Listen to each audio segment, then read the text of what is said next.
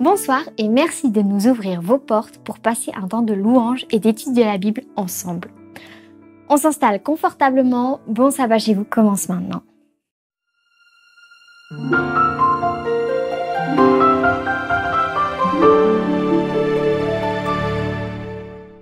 Genèse dit: Dieu acheva au 7e jour son œuvre qu'il avait faite, et il se reposa au 7e jour de son œuvre qu'il avait faite. Dieu bénit le 7e jour et le sanctifia, parce qu'en ce jour, il se reposa de toute son œuvre qu'il avait créée en la faisant. Nous voici au début de ce 7e jour de notre semaine. Pour entrer dans son repos, je vous invite à commencer par le louer.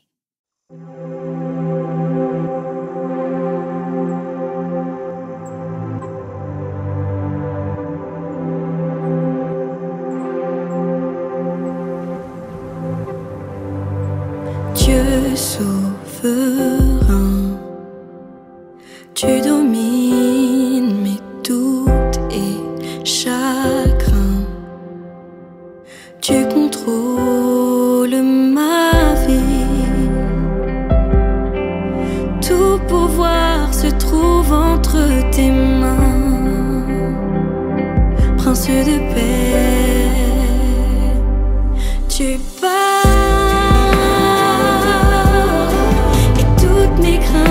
S'enfuir et tu pars,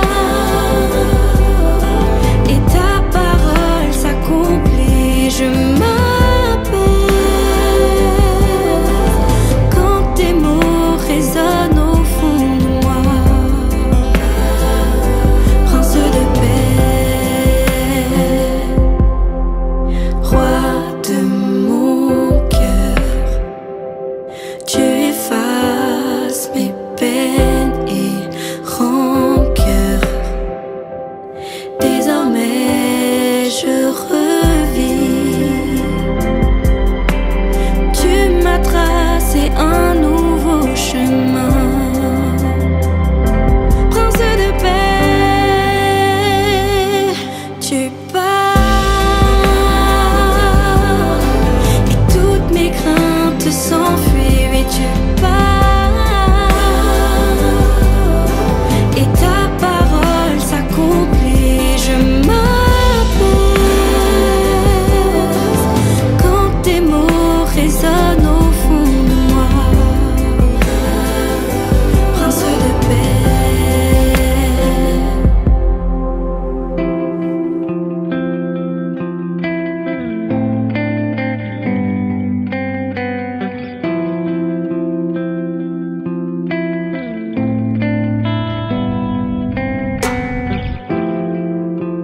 Lorsque je tremble, ta main me saisit.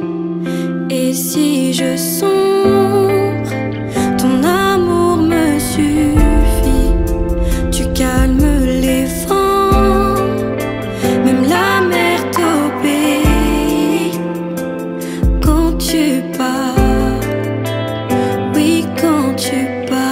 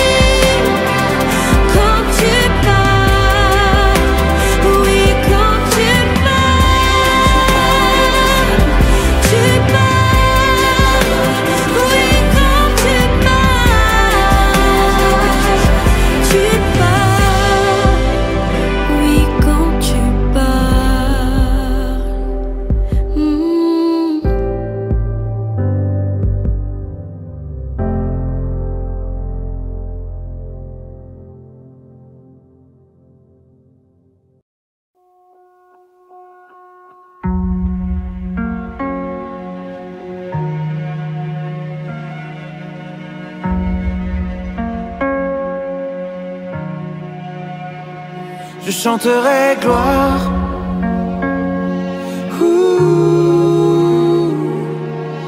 Gloire.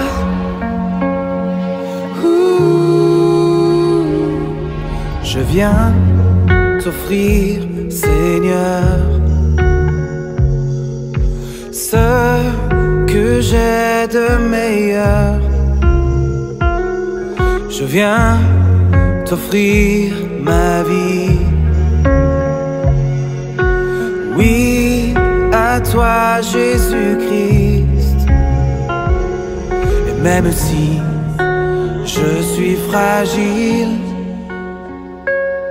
et même si c'est difficile, je chanterai gloire à l'Éternel.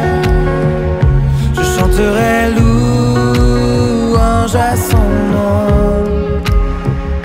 Je chanterai Dieu, mon essentiel. Je chanterai en l'honneur de son nom.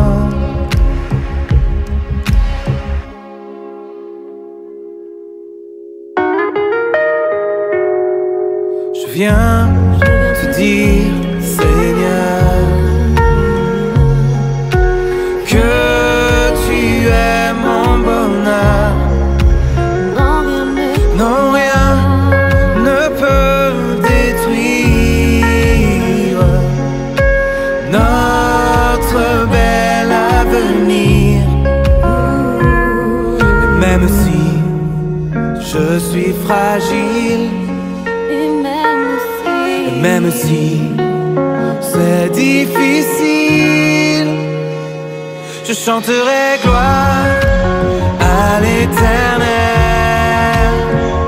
Je chanterai louange à son nom.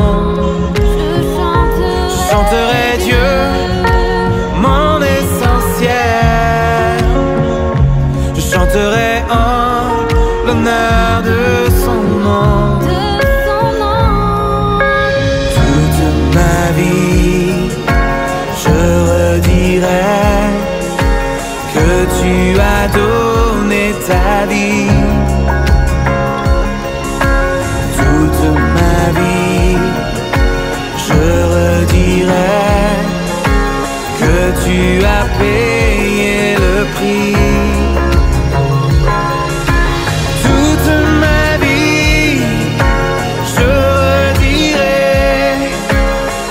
Je ne vis que pour lui.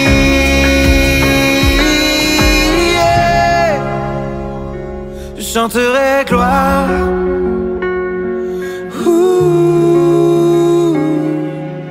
Gloire.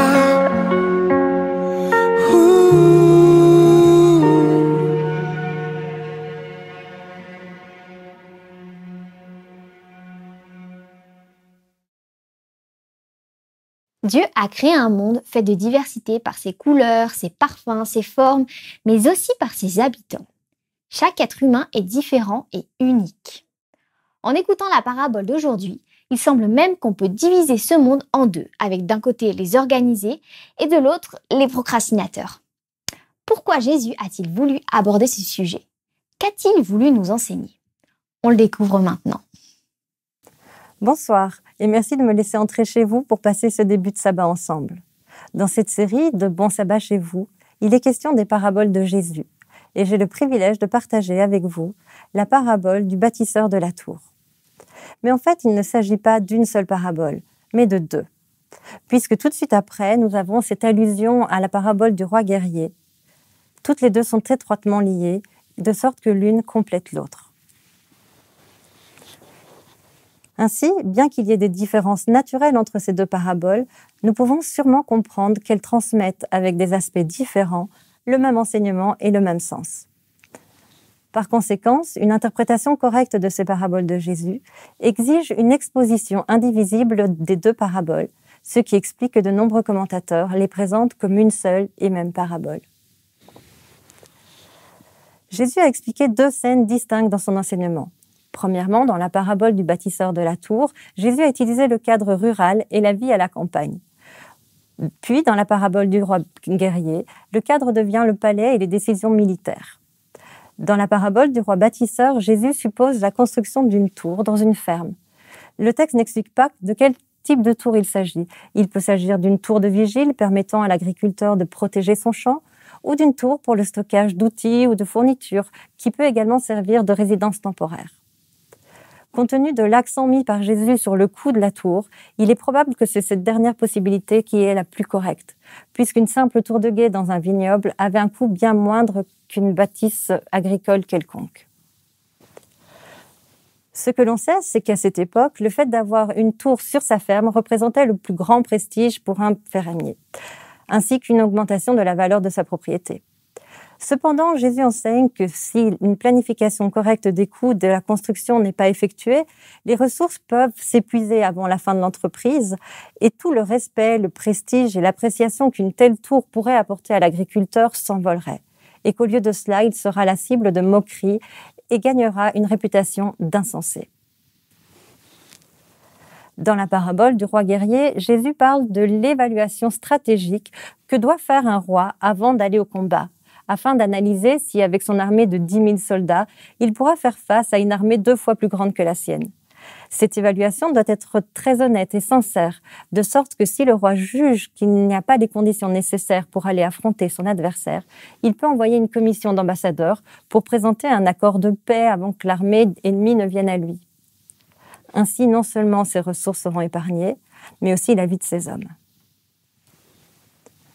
Les 2 paraboles sont courtes et précises.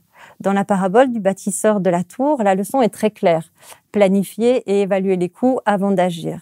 Dans la deuxième parabole, la leçon qui en découle est la suivante. Évaluer les possibilités de réussite, agir et être prêt à céder. Cependant, lorsque nous mettons ces 2 paraboles ensemble comme faisant partie d'un même enseignement, nous pouvons voir une vérité importante. Dans la première parabole, le fermier doit prendre une décision, c'est-à-dire qu'il peut choisir de faire ou ne pas faire sa tour. Dans la deuxième parabole, le roi doit également prendre une décision, mais il n'a pas la même liberté que le fermier. Il doit faire quelque chose, lui, c'est-à-dire que soit il va partir faire la guerre, soit il va devoir céder à un accord de paix.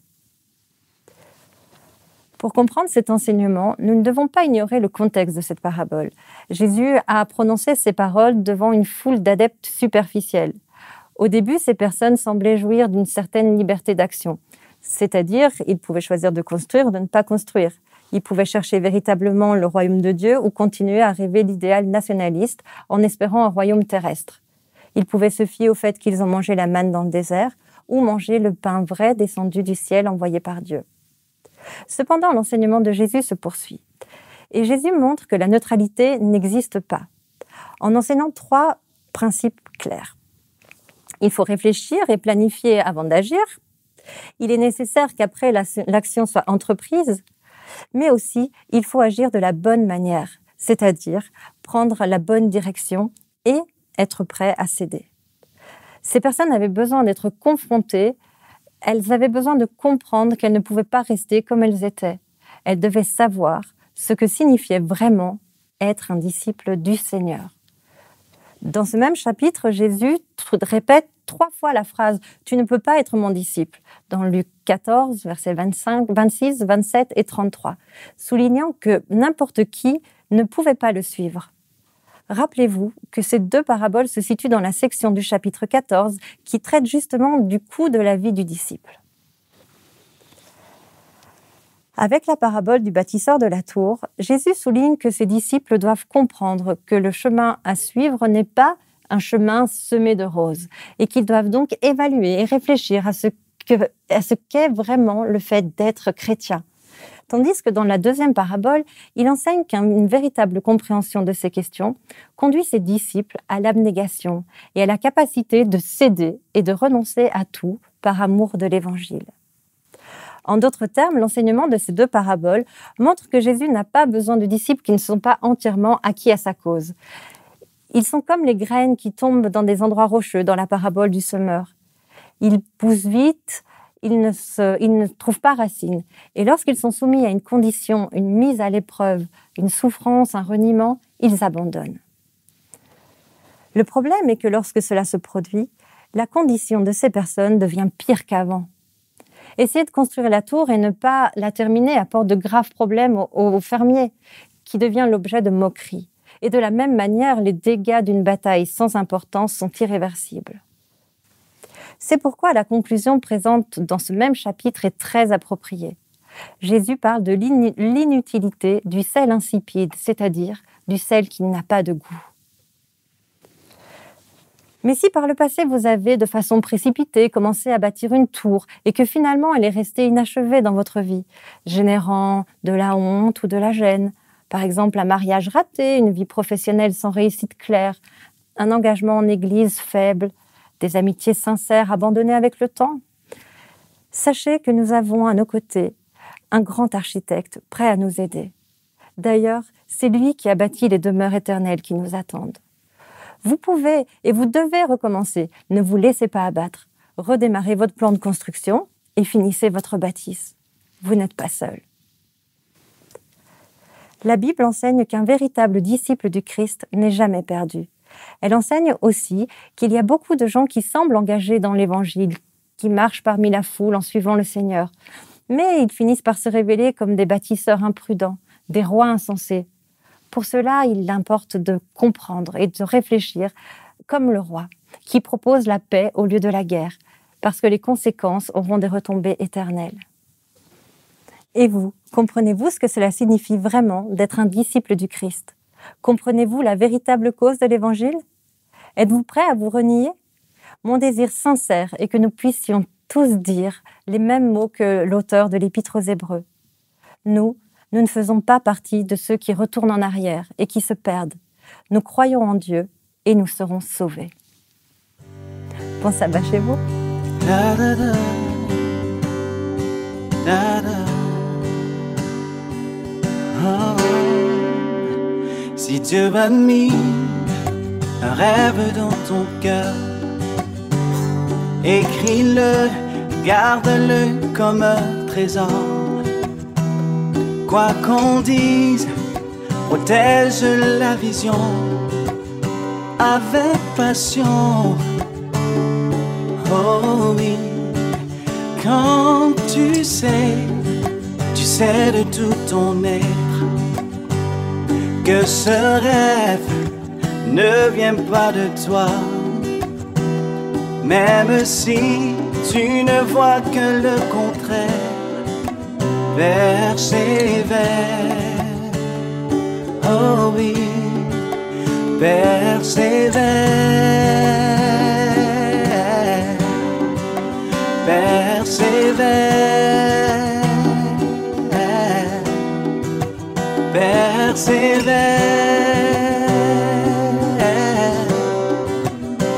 persévère, car sa parole, elle s'accomplira.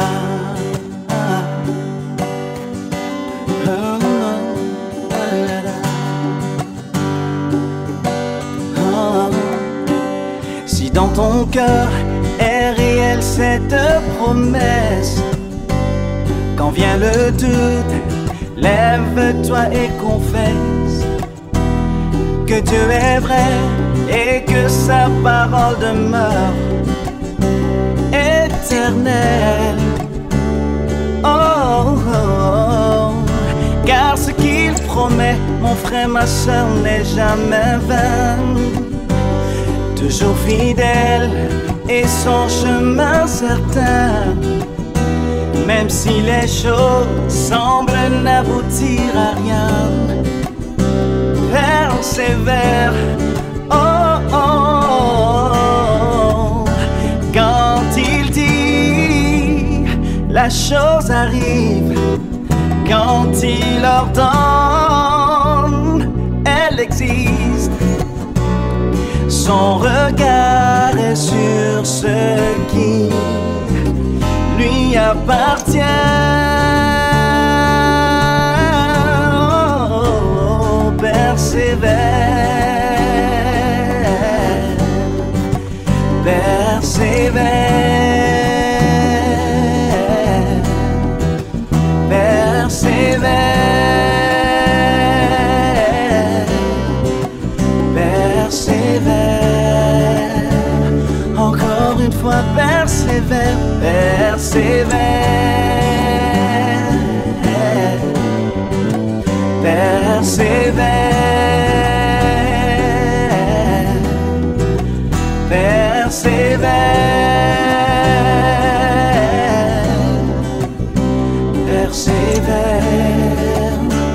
car sa parole, elle s'accomplira. Oh oui, elle s'accomplira. Oh oui, elle s'accomplira. Certainement, oh oui, elle s'accomplira.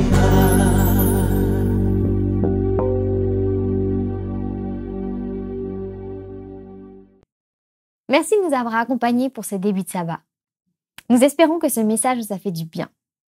Et si c'est le cas, partagez-le avec vos amis, votre famille ou vos connaissances. Soutenez ainsi la raison d'être d'Espoir Média, qui est de diffuser au plus grand nombre le message de Dieu. Soutenez aussi Espoir Média en likant cette vidéo, en vous abonnant à notre chaîne ou en faisant un don via DonorBox. Que le Seigneur vous bénisse en retour. Je vous dis à très bientôt et en attendant, bon sabbat chez vous.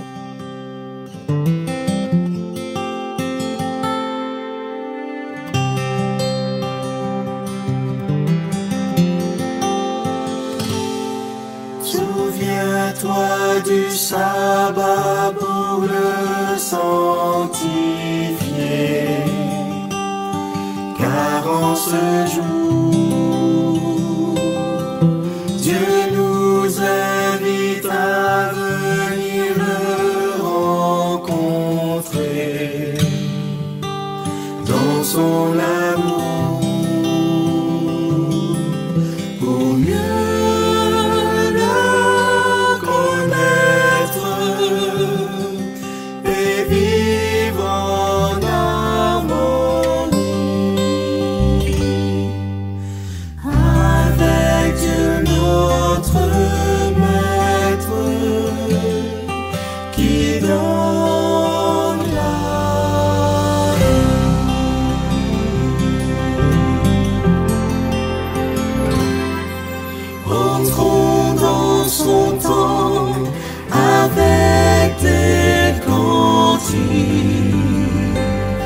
pour l'adorer.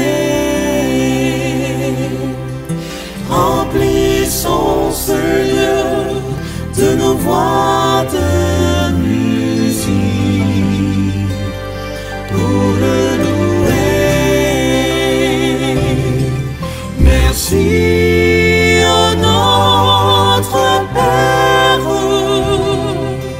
pour le jour du sabbat, pour ce point de repère avec toi.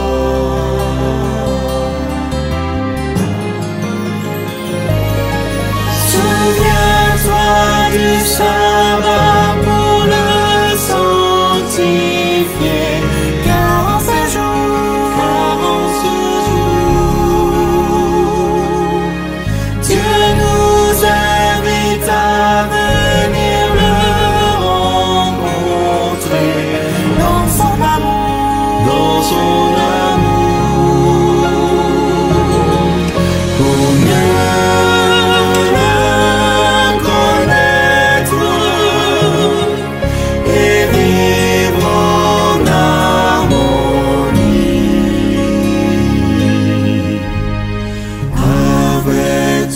Notre Maître.